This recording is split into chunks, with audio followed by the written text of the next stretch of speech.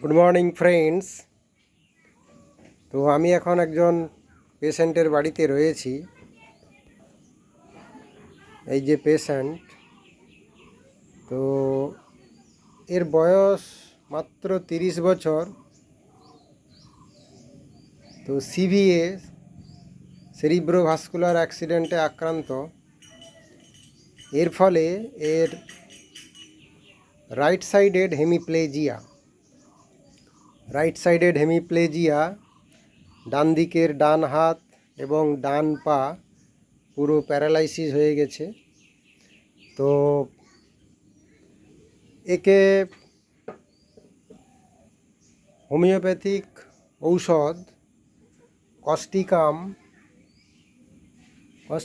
0/1-2 থেকে শুরু করে এখন কস্টিকাম 0/13 দিনে 3 বার করে চলছে। এবং তার সঙ্গে ফিজিওথেরাপি এক্সারসাইজ করানো হচ্ছে এবং বিভিন্ন রকম যে ইকুইপমেন্টগুলো রয়েছে সেগুলো দিয়ে ট্রিটমেন্ট চলছে। তো একে এখন মাসেল স্টিমুলেটর দেওয়া হয়েছে। এই মেশিনটি হচ্ছে মাসেল স্টিমুলেটর, ফ্যারাডিক স্টিমুলেশন দেওয়া হচ্ছে। তো এই যে ডান হাতের ফ্যারাডিক স্টিমুলেশন দেওয়া হয়েছে। তো মাসেল স্টিমুলেটরের এটা হচ্ছে পজিটিভ ইলেকট্রোড, এটা হচ্ছে নেগেটিভ ইলেকট্রোড। যে মোটর পয়েন্টগুলো রয়েছে সেই মোটর পয়েন্টগুলোতে ইলেকট্রোড প্লেসমেন্ট করে স্টিমুলেশন দিতে হয়। তো আগের থেকে পেশেন্ট অনেকটা ইমপ্রুভমেন্ট হয়েছে।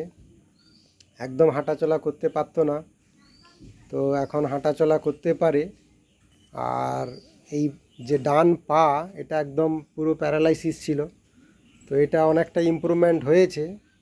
পাটা এটা একটু উপর দিকে তুলো তো, পাটা ওটা। হ্যাঁ, এই যে দেখছেন বন্ধুরা, পেশেন্ট একদম পা তুলতে পারতো না, এখন পাটা তুলতে পারছে। এবং আগে লাঠি ধরে ধরে হাঁটতো, এখন লাঠি ছাড়াও ও হাঁটতে পারে। তো সেটা আমি পরে দেখাবো। এখন আপাতত যেহেতু পেশেন্টকে সুপাইন লাইং পজিশানে মাসেল স্টিমুলেটর দিয়েছি, তো এই পর্যন্ত দেখানো হলো। তো পেশেন্ট আগের থেকে অনেক বেটার, কিন্তু এর যে সমস্যা আছে, শুধু যে রাইট সাইডেড হেমিপ্লেজিয়া তা নয়, তার সঙ্গে সঙ্গে এর ভয়েসটাও কিন্তু লস হয়ে গেছে। কোনো কথাবার্তা বলতে পারে না, ভয়েসও লস্ট, ভোকাল কর্ডও প্যারালাইসিস হয়ে গেছে, তো কথাও বলতে পারে না। বলো, তোমার নাম কি? নাম বলো। ও শুধু এই শব্দটুকুই করতে পারে, কিন্তু কোনো কথা বলতে পারছে না, ভোকাল কর্ডের প্যারালাইসিস হয়ে গেছে। ওকে স্পিচ থেরাপি করতে হবে, স্পিচ থেরাপি এবং ফিজিওথেরাপি, তার সঙ্গে হোমিওপ্যাথিক ঔষধ দিয়েছি। পেশেন্ট আগের থেকে অনেক ভালো আছে এবং এগুলো তো দীর্ঘমেয়াদী চিকিৎসা, অনেক দিন ট্রিটমেন্ট করতে হবে এবং ধীরে ধীরে পেশেন্ট ইমপ্রুভমেন্ট করবে। তো এরা সমাজের সাধারণ দরিদ্র শ্রেণীর মানুষ, প্রত্যেক দিন টাকা পয়সা খরচা করে ফিজিওথেরাপি করার সামর্থ্য এদের অতটাও নেই।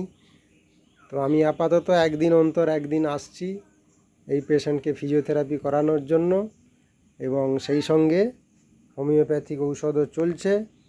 এখন দেখা যাক, পেশেন্ট অনেকটা ইমপ্রুভমেন্ট করেছে, দীর্ঘমেয়াদী চিকিৎসা, আরও ট্রিটমেন্ট করতে হবে এবং আশা করি লং টার্ম ট্রিটমেন্টে পেশেন্ট ধীরে ধীরে ইমপ্রুভমেন্ট করবে।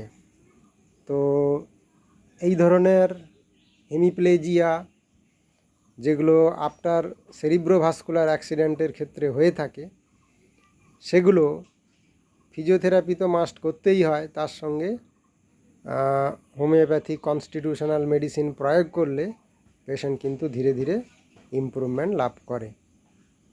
তো ধন্যবাদ, আজকে এই পর্যন্ত।